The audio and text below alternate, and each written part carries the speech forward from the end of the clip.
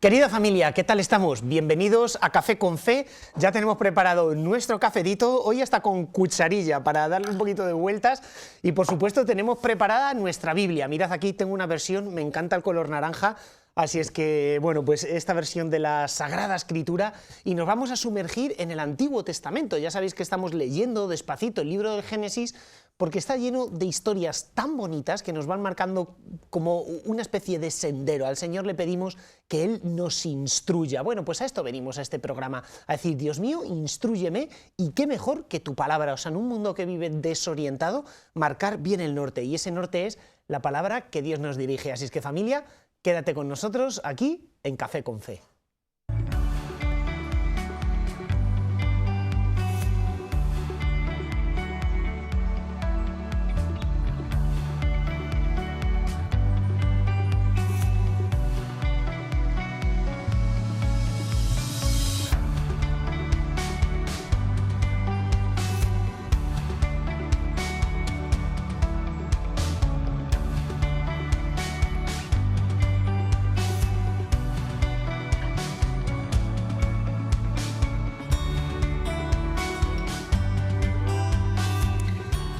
Y aquí tenemos a nuestro invitado de hoy, que es Rubén, amigo mío, profesor de Biblia del Seminario Mayor de Toledo, también del Instituto de Ciencias Religiosas en Talavera de la Reina. Es párroco en un pueblo precioso, uno de los pueblos más bonitos de Castilla-La Mancha, porque así ha sido elegido este año, que es Hinojosa de San Vicente. Bueno, pues somos amigos porque juntos estuvimos estudiando en Roma Sagrada Escritura. Rubén, ¿qué tal estamos? Muy bien, muy bien. ¿Cómo te lo pasaste? Con miedo de a ver qué me traes preparado hoy. ¿Cómo te lo pasaste el último día, Rubén? ¿Cómo te lo pasaste? Bien, bien, bien. Al inicio venía con tensión, con a ver de qué hablamos, y es verdad que luego tenía un entierro en Hinojosa e iba con la hora como justa. Pero bien, bien. Nos lo pasamos bien, eso es. Además, Rubén ha ido aprendiendo ya, porque el café me lo ha preparado hoy Rubén. Siempre soy yo el que preparo el café a los invitados, pero hoy había otra cafetera que yo no sabía cómo funcionaba y Rubén dice, trae, que yo sé. Y me ha preparado el café. Lo que pasa es que creo que yo me he llevado el tuyo y tú te has llevado el mío. Pero claro, sí, porque mira, ¿le has echado algo de azúcar? No. ¿Ah, no? Nada. Ah, leche, lleva leche. Bueno, da igual, no pasa nada. Familia, pues venga, vamos al ataque, porque es café, pero con fe. Hoy vamos a hablar sobre Jacob. Ya sabéis que hay tres grandes patriarcas: Abraham, Isaac y Jacob. Son tres ciclos en el libro del Génesis y ya estuvimos comentando el ciclo de Abraham, las grandes lecciones que en él se nos presentan. Es verdad que el espacio que la Sagrada Escritura dedica a Isaac pues es bastante breve. Sin embargo, ahora un poquito Isaac es el puente para hablar de Jacob, nieto de Abraham, y yo creo que una de las partes de la Biblia donde más enseñanzas espirituales podemos nosotros adquirir para verdaderamente guiarte por la vida. Porque además me encanta que el retrato que la Sagrada Escritura hace de los patriarcas es complejo, realista, con detalles de la vida que prácticamente, aunque nos estemos remontando al siglo XIX a.C., la edad del bronce, que así se conoce en arqueología, pues realmente todos los problemas humanos y existenciales son siempre los mismos, porque si hay algo que no cambia es el corazón humano, ¿verdad? Por eso vamos a ver, Rubén, qué lecciones aprendemos con Jacob. Cuéntanos, ¿quién es este personaje? Pues es un personaje interesante. Es un personaje. Es un personaje. Muy personaje. Porque pues algunas facetas de su vida no son muy edificantes, ¿no? Efectivamente. Sin embargo, el Señor sabe sacar de los males bienes, ¿no? Y va haciendo su historia de salvación, ¿no? Tal vez hay un detalle que es casi con el que se inicia el ciclo de Jacob, que es un sueño que tiene su madre, en el que Dios le dice que dos naciones se baten a duelo en su seno, ¿no? La nación de Edom, que serán los descendientes de Saúl, su hermano, y la nación de Israel, que serán los descendientes de Jacob, de ahí las 12 tribus. Claro, porque aquí ya, o sea, hay un primer tema, y es que desde que son pequeños, Isaac tiene dos hermanos, que son Jacob y Esaú, que además son dos hijos, que son mellizos, estos dos hermanos, pero que desde pequeños están siempre litigando, están siempre peleándose, están siempre a la gresca. Bueno, pues algo muy típico quizá entre dos chicos, encima varones, hermanos, una vida seminómada, cambiando de campamento continuamente. Además Esaú muy guerrero. Y luego Jacob será el padre del pueblo de Israel y Esaú será el padre de Edom, que es una nación en la zona de Transjordania, un reino desértico, y que además siempre serán un poquito enemigos de Israel. De alguna forma, los sucesores de ambos tipifican un poquito el carácter de los patriarcas. Sí, carácter, rivalidad, eso es. Sigue, Rubén. Bueno, y ahí desde el inicio ya como que se apunta que Dios va a proteger pues, a uno de los dos, ¿no? O va a tener una especial predilección por uno de los dos, que curiosamente es Jacob, ¿no? Y yo creo que todo el ciclo de Jacob, toda la historia de Jacob, va marcada como por esa perspectiva, ¿no? Humanamente hay como muchos tejemanejes, pero nada escapa al plan de Dios, ¿no? Y Jacob será, que es sobre todo el detalle por el que destaca, el heredero de la bendición de Abraham. O sea, yo lo que más me da que pensar este ciclo de Jacob es los tejemanejes humanos. O sea, me refiero, la bendición tendría que haber ido para Esaú, el primogénito, y toda que la es herencia Esaú, que era el primogénito. Eso es. Pero Jacob miente. Cuando su padre es ciego, ya apenas puede ver, se hace pasar por su hermano, vistiéndose con las vestiduras de su hermano, más su hermano tenía como más piel y él se coloca una especie de pelo artificial de cabra en los brazos, para engañar a su padre y recibir en la promesa. O sea, de alguna forma, lo que vemos aquí es cómo, a pesar de los tejemanejes humanos y de lo complicada que es nuestra vida, el plan de Dios siempre sale adelante. O sea, Dios triunfa. Eso es. A Dios nosotros no le ponemos en un callejón sin salida. O sea, que tendemos a decir, bueno, a ver, Dios, a ver, porque yo soy un pieza, yo soy un desastre, no puede hacer nada Dios conmigo. Dios puede hacer milagros, pero conmigo seguro que no, ¿no? Pues en Jacob se demuestra que... Pero ahí lo tenemos en Jacob, o sea, que era un pieza, pero de los piezas. No, o sea, esta faceta de tejemanejes humanos tiene como dos contrapartidas. Una negativa, que es esta que contabas, de engañar a su padre, hacerse pasar por su hermano, ¿no? El aspecto y el olor es el de Esaú, pero la voz es de Isaac, ¿no? ¿Qué hago? ¿Le bendigo? ¿No? Y como se podría, ya estaba pues medio ciego, tal, es el que le roba la bendición, ¿no?, del primogénito.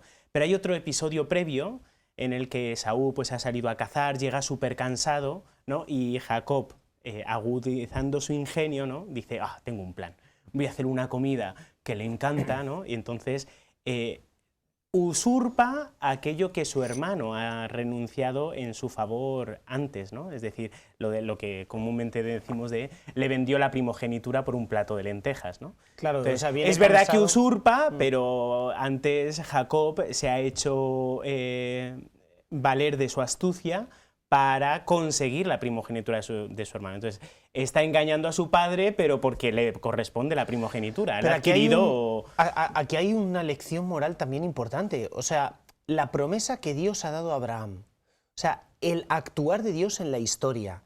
Ese tiene que venir a través de Esaú, pero él vende su primogenitura, vende la bendición de Dios por un plato de lentejas. O sea, espiritualmente, ¿qué nos enseña a nosotros esto? Pues eso, que hay que poner el corazón donde hay que ponerlo, ¿no? Porque muchas veces, como los placeres inmediatos o lo cotidiano, nos roba lo realmente importante, ¿no? Entonces hay que estar, pues eso, ¿no?, como con el ingenio muy agudizado para no olvidar que lo central es Dios y no dejarme tentar por las otras cosas que también son buenas, ¿no?, pero que son momentáneas. Que sí, son los bienes materiales, los placeres. Es. El otro día, hablando con una amiga mía, le dijo una frase que dije, oye, pero qué bonita es esta frase, y la subí al Instagram.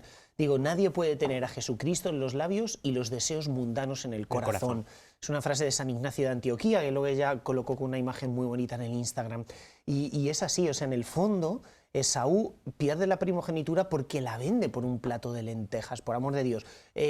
Judas vende a Jesús por 30 monedas, pero ¿por cuánto lo vendo yo? O sea, a veces yo estimo los bienes materiales o un rato de placer, muchas veces la pereza de no ir a misa un domingo, más que la propia promesa de Dios. Entonces, al final, hay ventas que resultan ser muy, pero que muy caras, y es la primera lección de este ciclo.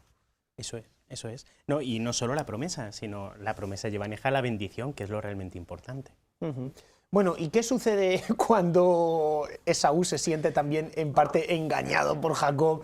Porque le arranca la bendición, le arranca la promesa a su padre y entonces aparece pues una pelea entre los dos hermanos, ¿verdad? Ahí hay un detalle curioso, ¿no? Que la madre es cómplice de Jacob, ¿no? Sí, sí, Funciona como cómplice. Es verdad que es ella la que ha recibido ese oráculo del Señor, ¿no? Diciendo que Jacob es el elegido. Entonces, por una parte está dejando valer, ¿no?, como su preferencia maternal, ¿no?, pero al mismo tiempo está obedeciendo las indicaciones que ha recibido de lo alto, ¿no?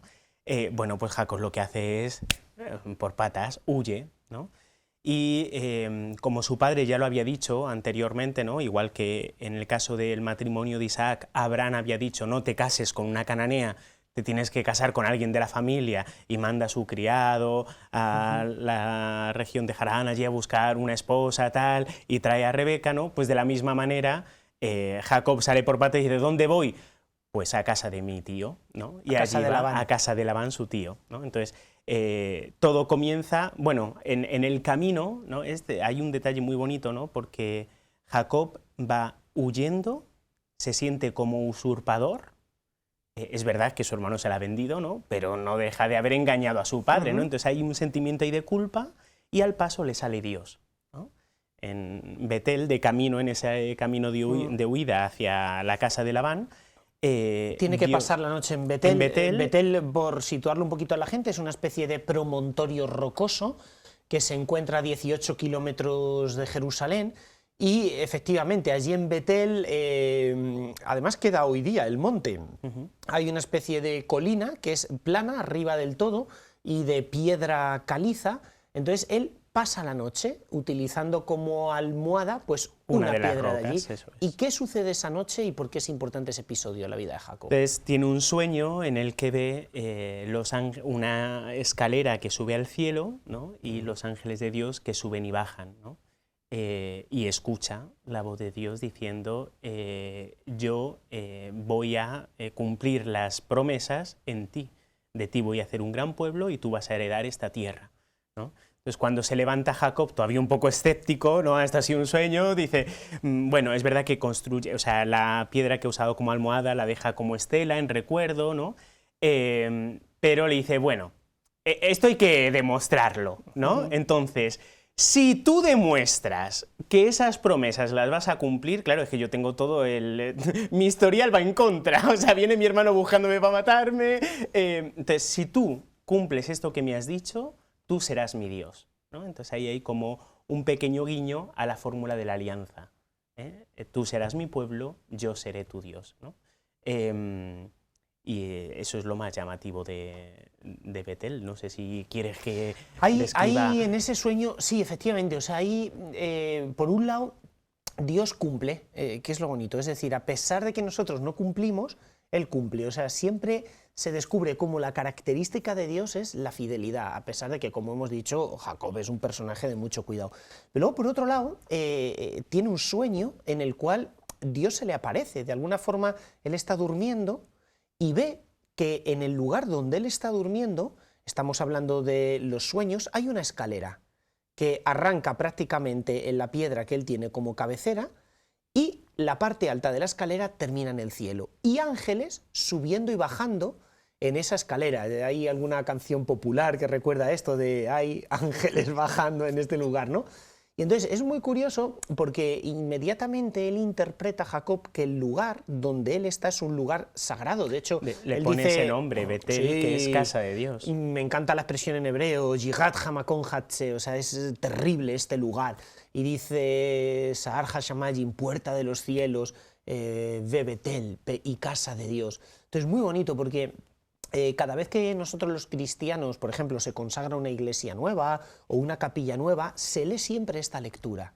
O cada vez que, por ejemplo, hay el aniversario de la dedicación de una iglesia, leemos siempre esta lectura. ¿Por qué? Porque cuando tú vas a una iglesia, vas a un lugar sagrado y aunque no lo estés viendo, la escena en el fondo es la misma que la de Jacob. O sea, tú entras a una iglesia y hay una escalera que está comunicando el cielo y la tierra. O sea, es una imagen como muy simpaticona, ¿no? Ángeles subiendo y bajando por una escalera. Pero es que realmente esa es la definición del lugar sagrado. De hecho, Betel se terminará convirtiendo en un santuario, en fin, que tiene una historia que ahora no viene al caso. pero se terminará convirtiendo en un lugar sagrado. Ya en Betel Abraham hizo un altar y ahora en Betel él pone como esta estela, recordando que es un lugar sagrado. Y yo creo que en el fondo es una catequesis sobre la oración, Rubén, ¿verdad? O sea, cuando yo voy a la oración tengo este contacto, esta comunicación entre cielo y tierra. Y cuando no hay solución, siempre puedo mirar al cielo. O sea, en el sentido de que a él le está persiguiendo su hermano Esaú porque la ha timado y le quiere matar su hermano. Y su madre dice, mira, vete a casa de tu tío Labán, cásate allí, vete a 1000 kilómetros y allí te ganas la vida. Entonces, cuando humanamente no hay salida, Dios abre una escalera. O sea, nunca estás solo, nunca te metes en un callejón sin salida. O sea, cuando al frente hay un muro, levanta la cabeza al cielo y vas a ver una escalera con ángeles subiendo y bajando. Es decir, Dios siempre tiene salida donde nosotros solo vemos noche y oscuridad. Es impresionante.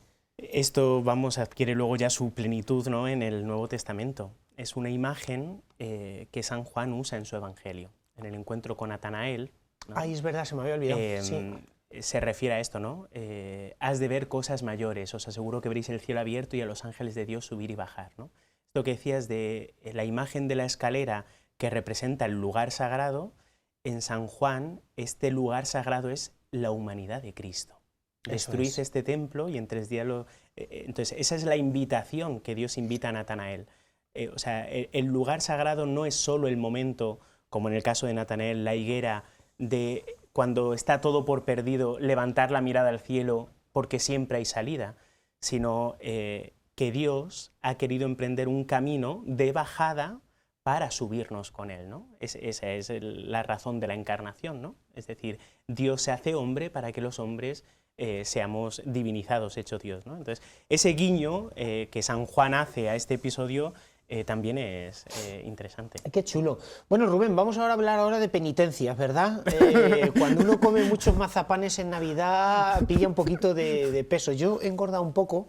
Tú, Rubén, no engordas ahí con un pueblo en mitad de las montañas tan bonito. En Navidad sí, un poquito. Pero...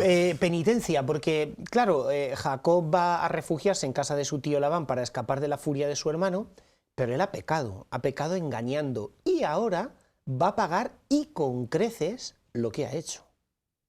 Efectivamente, además... Cuéntanoslo y luego nos lo explica, además, pero cuéntanoslo. En hebreo hay un juego, y ahora lo cuento, ¿no? Hay un juego que es el nombre del propio Jacob. Jacob es como, desde el inicio, desde su nacimiento, intenta usurpar el lugar de su hermano, ¿no? El relato dice que nació enganchándole del talón, y por eso le llamaron talón, ¿no? Porque quería como adelantarse a su hermano para nacer primero. Exacto. ¿no? Entonces, lo que hace con respecto a su hermano es jacobearle, ¿no? Es decir, le tima, ¿no? Entonces, ahora Jacob es jacobeado, ¿no? Bueno, él llega al territorio de Labán, allí encuentra a los pastores en el pozo, ¿no? Y pues intentando encontrar la casa de su tío, dice, ¿no seréis vosotros los pastores de Labán? Y dicen, sí, sí, sí. Y dice, ¡ay, qué alegría me dais! ¡Qué alegría me dais! ¿Me podéis llevar a su casa, tal? ¿Y tiene hijas? ¿No? Porque lo va buscando de casarse. Y dice, sí, tiene 2 hijas. Y dice, de hecho, la pequeña viene ahora de camino, ¿no? Y amor a primera vista, ¿no? Yo imagino... Además dice la Biblia que Raquel era muy guapa, eso es. Entonces, Raquel que se acerca al pozo, además el pozo como un lugar de encuentro en esa dimensión esponsal, pero no entramos, pues si no ya sí que nos vamos de madre. Amor a primera vista, total, que Jacob llega a Labán y lo primero que le dice es, quiero casarme con tu hija Raquel, ¿no? Y dice Jacob, bueno, esto hay que negociarlo, ¿no? Dice, lo que quieras, yo por tu hija mato, ¿no? Entonces, dice, pues nada, 7 años de servicio, ¿no? Y entonces Jacob está 7 años cuidando el ganado de su tío. Solo para casarse con Raquel. Madre mía, ya ¿no? Es verdad que al inicio dice, bueno, me sirve para, aquí no me va a buscar mi hermano, estoy tranquilo, pero su objetivo es casarme con Raquel. 7 años de trabajo forzados. 7 años de trabajo forzado. Esto sí que es enamoramiento de verdad. Y bueno, llega la boda, todo. Y en la noche de bodas hay un cambiazo en el que Labán hace pasar a su hija mayor, Lía, haciéndose pasar por Raquel. Y cuando a la mañana siguiente Jacob amanece después de haber consumado el matrimonio, dice, me ha timado, ¿no? Pero claro, con quien se ha casado es con Lía, la primogénita, ¿no? Y le dice, Sí, ¿pero sí, qué sí. me has hecho? ¡Me has Esto timado! le puede resultar rarísimo a la gente porque dices, pero bueno, ¿y cómo le puede dar el cambiazo con otra mujer? Bueno, en la práctica oriental la costumbre es que las mujeres vayan veladas y veladas completamente. Entonces, efectivamente, él piensa que se está casando con Raquel y de hecho se casa con Lía. En aquella época no había estas cuestiones canónicas de un matrimonio nulo, efectivamente, y al día siguiente, después de haber consumado matrimonio, dice, pero ¿cómo puede ser que esté casado con Lía? Por lo tanto, él, que había vivido de la mentira hasta ese momento, ahora le mienten. Ahora le mienten. Impresionante. Y bueno, su tío le dice, es que es la costumbre. O sea, ¿cómo yo voy a dar en matrimonio a mi hija pequeña sin antes acoplar y dar seguridad a la mayor, ¿no? Dice, ¿y qué tengo que hacer para casarme con Raquel? Y dice, pues otros 7 años. Otros 7, total, que 14 años para poderse casarse con Raquel. Con Raquel. Con lo cual, yo creo que la lección aquí es hasta qué punto los sufrimientos nos permiten purificarnos. A ver, la gente tiende a ver el sufrimiento como una especie de maldición, ¿no? O sea, ¿por qué? Porque en nuestra cultura el bienestar es el ídolo. O sea, todos buscamos el bienestar. El otro día escuché la charla de una psicóloga diciendo, por ejemplo, que hoy día la salud psicológica o el bienestar emocional se ha convertido en un nuevo ídolo, en un nuevo tótem delante del cual todo el mundo se postra. Dice, y nos olvidamos que esta vida en ocasiones es un valle de lágrimas. Dice, y no existe equilibrio emocional, no existe salud psicológica sin cruz. O sea, porque la cruz forma parte de la vida. Pero además es muy bonito porque leía una entrevista que le hacían a Benedicto XVI cuando era cardenal Ratzinger, y entonces el cardenal Ratzinger decía, Dios nos va instruyendo, dice, pero la forma fundamental que tiene para instruirnos en la vida no son los libros y todo esto, podríamos pensar, la palabra de Dios, dice, es el sufrimiento. Dice, porque mediante el sufrimiento, fíjate qué bonito, entramos en un camino de salvación que nos transforma de polvo en imagen de Dios. O sea, somos polvo, pero poco a poco entramos en un camino de salvación que nos va transformando en imagen de Dios, y eso a través del sufrimiento. Dicho de otra forma, pasamos de ser polvo a ser imagen, nos dignificamos. El sufrimiento nos dignifica. O sea, ¿cuántas veces a través del sufrimiento uno se ha encontrado más con Dios? A través de una enfermedad, a lo mejor ha arruinado un poco su cuerpo, pero ha salvado su alma. Entonces, a veces creo que el sufrimiento es como un talento que Dios nos da. O sea, y algún día nos pedirá cuentas de qué hemos hecho con ese talento. Luego, que imagino, no sé, dentro de 3 años llegarás al libro de Job, ese es un poco el mensaje del libro de Job.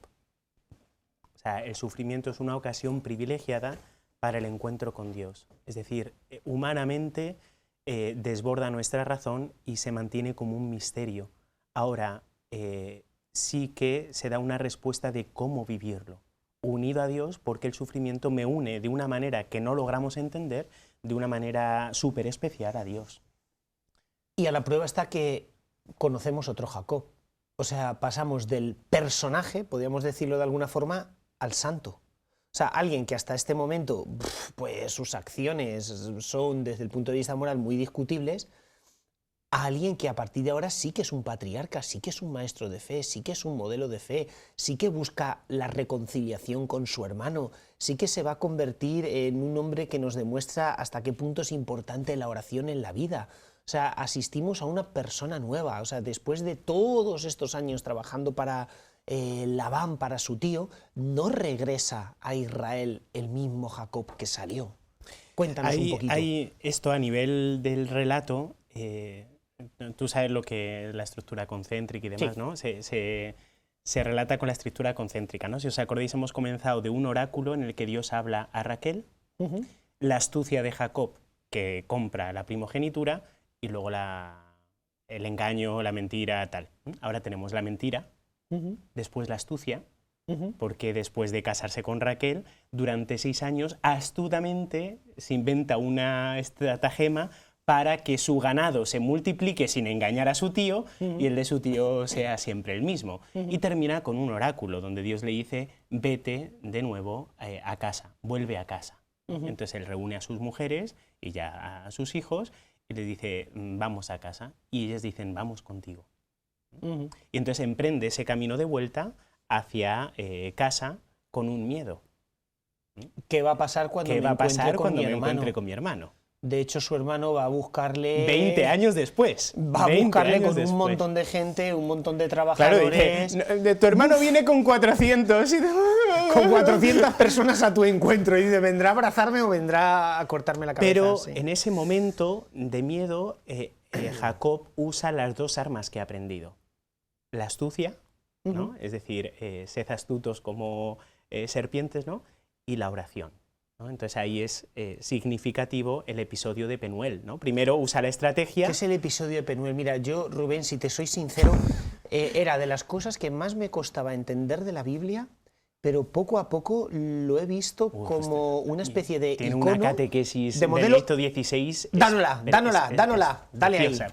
Bueno, ahí, Primero explícanos qué pasa, porque Vale. la gente está diciendo, bueno, Penuel, estos tíos están hablando aquí frikimente de la Biblia, pensando que todo el mundo nos hemos leído 20 veces esto y no sé de qué va. pues Génesis 32, si Venga. alguno se queda con ganas de leerlo. Es como el punto donde Jacob se entera de que su hermano viene con 400. Entonces es cuando le empieza el miedo y entonces, primero, estrategia humana, dice, mira, voy a dividir mi campamento en varios grupos, entonces mando uno primero con un porrón de ganado y le digo a mi hermano que es regalo para él, intento, y si me Aplacar la los... ira. eso es, y si me los mata, pues porque sigue todavía enfadado, me da tiempo a huir y otra salir vez huyendo, ¿no?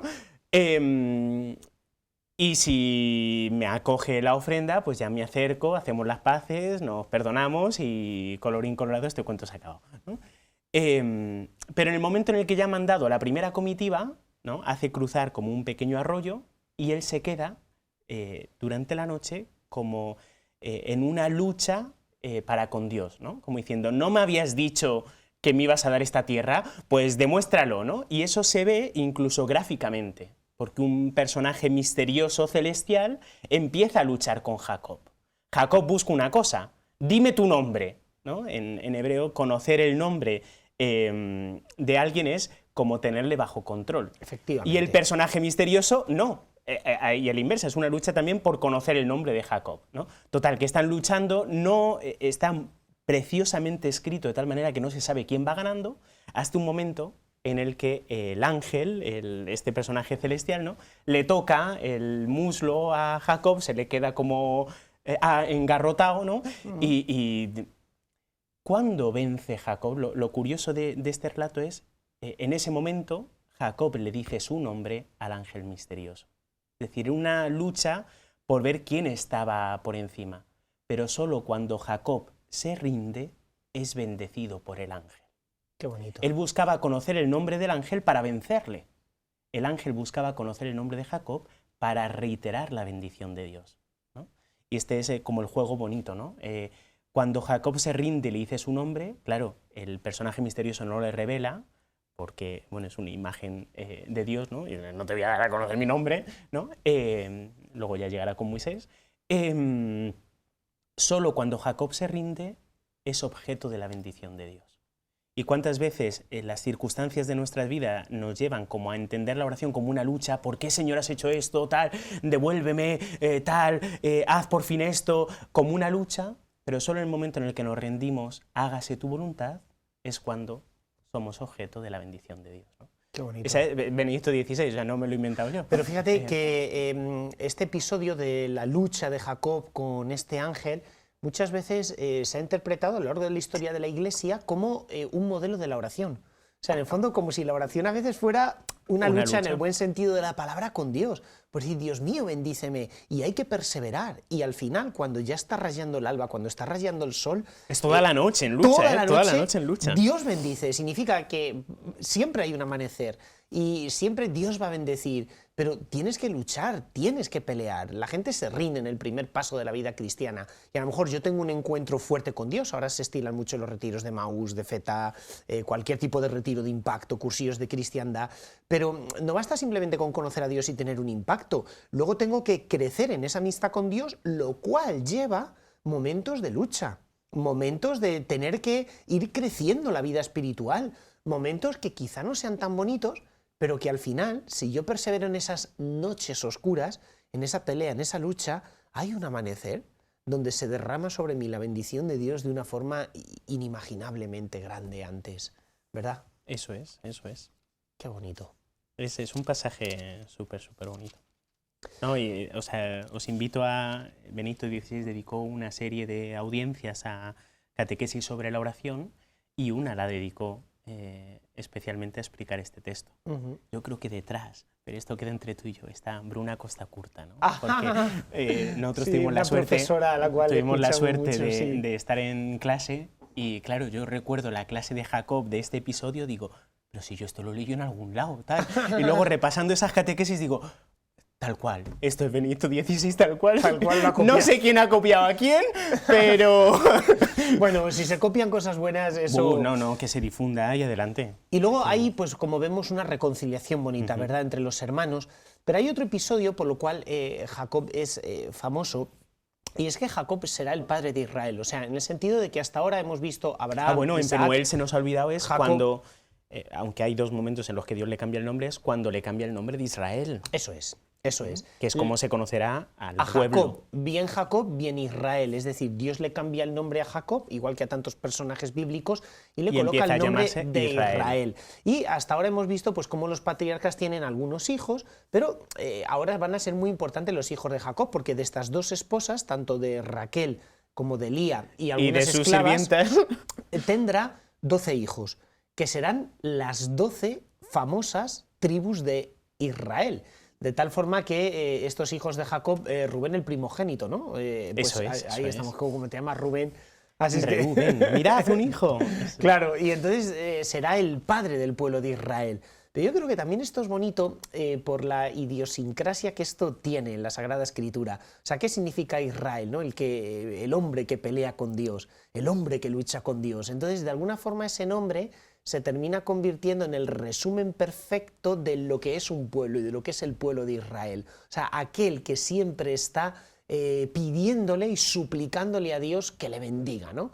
Y no se marchará hasta que Dios no le bendiga. De alguna forma, en el carácter de Jacob queda como resumido el carácter del pueblo a lo largo del resto de la Biblia.